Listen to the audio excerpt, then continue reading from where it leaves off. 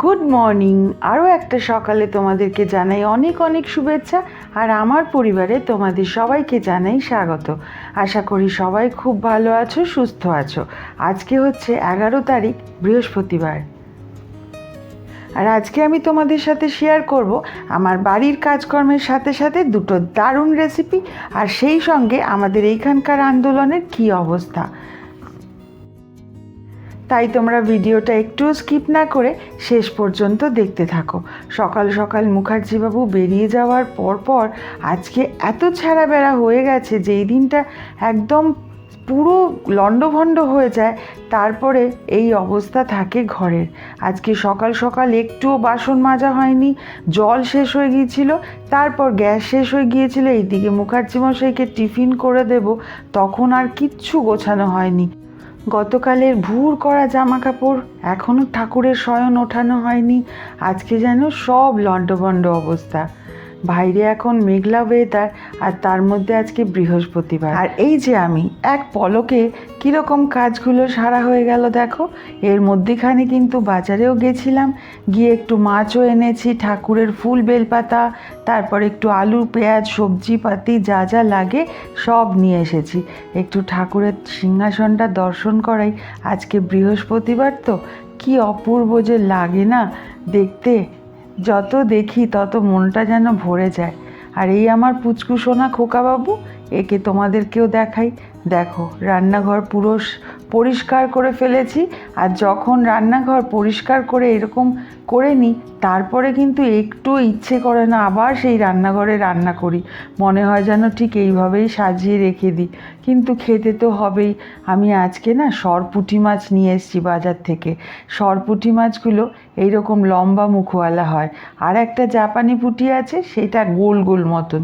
তো আজকে আমি সরপুঁটি মাছ নিয়ে এসেছি। খুব একটা আমরা এগুলো খাই না, কিন্তু আজকে এত টাটকা মাছগুলো জলের মধ্যে কিলবিল করছিল না, সেই সঙ্গে ছোট ছোট তেলাপিয়া মাছ। আর তেলাপিয়া মাছগুলো না মাঝে মাঝে ভীষণ টেস্টি হয়। আজকে আমি তাই নিয়ে এসেছি, কারণ সরপুঁটি মাছে তো একটু কাঁটা থাকে, তিতুন ঋষি তো খাবে না, তার জন্য নিয়ে এসেছি দুটো তেলাপিয়া মাছ।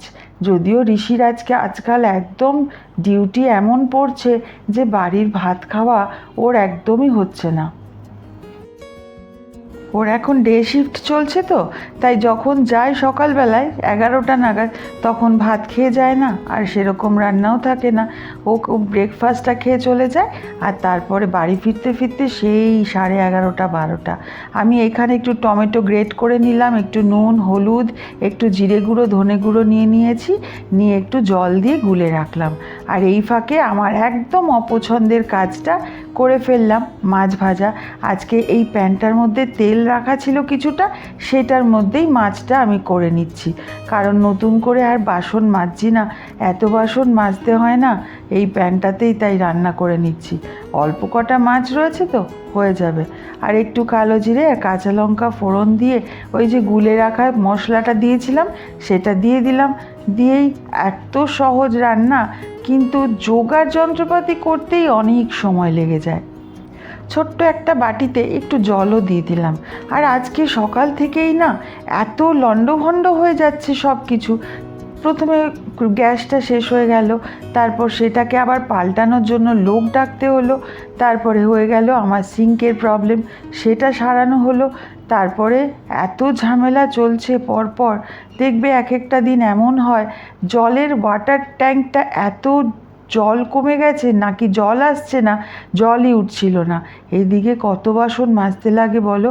এই দেখো, তোমাদের সাথে গল্প করতে করতে আমার পুঁটি মাছের ঝাল হয়ে গেল।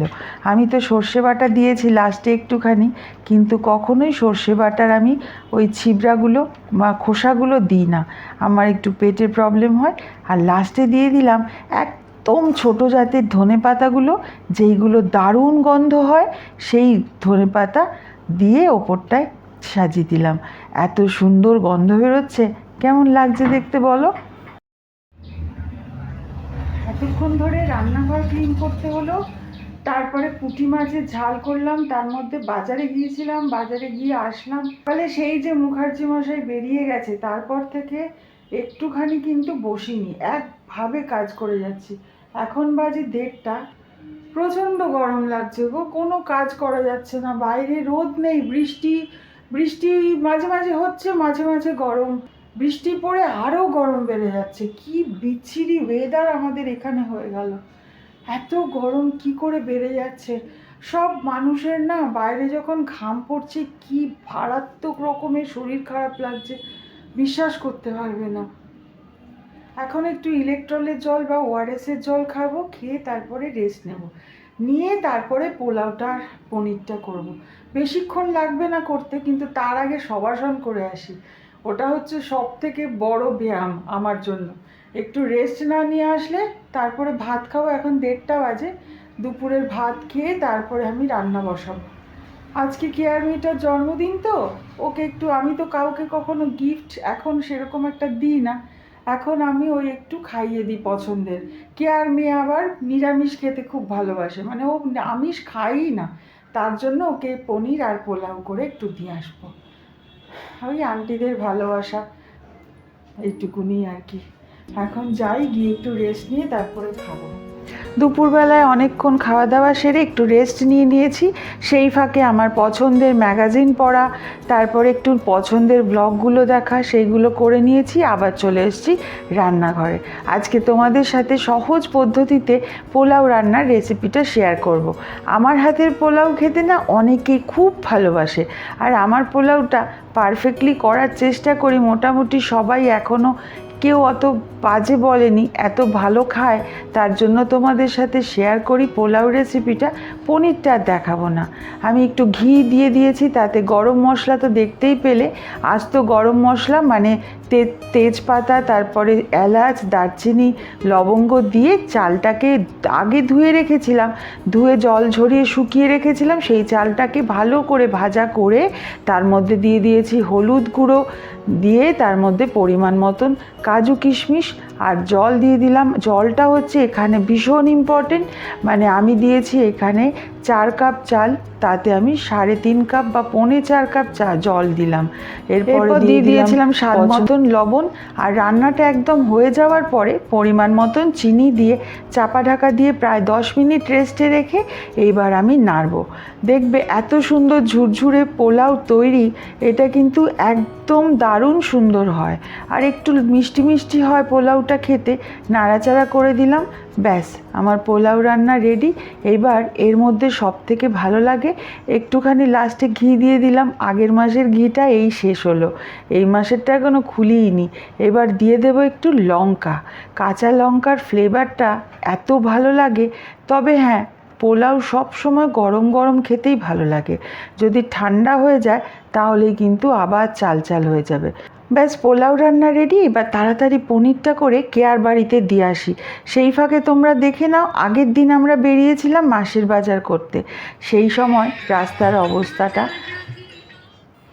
মুখার্জিবাবু অফিস থেকে ফেরার পরে আমরা যাচ্ছিলাম সমবায়িকাতে, আর এত মানুষের এত আন্দোলন, এত প্রতিবাদ, এখনও কোনো বিচার পাচ্ছে না আমাদের অভয়া তিলোত্তমা। ভাবতে পারো, পুজো এসে যাচ্ছে, হয়তো সবাই উপরমহল ভাবছে যে এই আন্দোলন তো থেমে যাবে।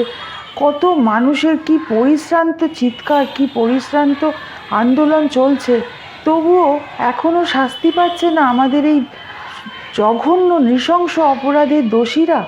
ভাবতে পারো, আমরা সেই দেশেই থাকি যেই দেশে এত বড় মহান মানুষরা জন্মেছিলেন।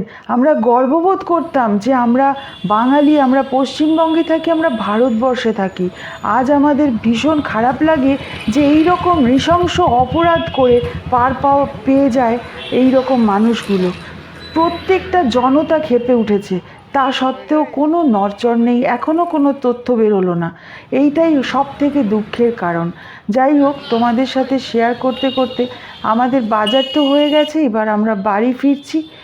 গতকালকে গণেশ পুজো তো হয়ে গেছে, এখনও পাড়ায় পাড়ায় রাস্তায় রাস্তায় টুনি বাল্বগুলো রয়েছে। গণেশ পুজোর রেশ রয়েই গেছে পুরো মাত্রায়। সেই সঙ্গে কোনো কোনো প্যান্ডেলে খিচুড়ি বিতরণ করছে, আর আমরা রিকশায় করে চলেছি বাজার করে নিয়ে। এই যে আমরা দুজনে, আর আমি দেখছি আমার মুখে কত রকমের আলো, যেহেতু টুনি বাল্বের আলোগুলো পড়ছে। আর সেই দেখতে দেখতে বাড়ি ফিরছি। সারা বছরের প্রতীক্ষার পরে দেবী দুর্গা মা আসছেন মর্তলোকে। উনি নিশ্চয়ই এর বিচার করবেন আশা করব। আর আমরা পুজোয় ঠিকই মাতব। পুজো সারা বছরে একবার আসে, কিন্তু আড়ম্বরে না মাতলেই ভালো। সেই আড়ম্বরগুলো বন্ধ হোক, সঠিক পুজো হোক এবং জ্যান্তও মা বিচার পাক, এটাই মনোকামনা।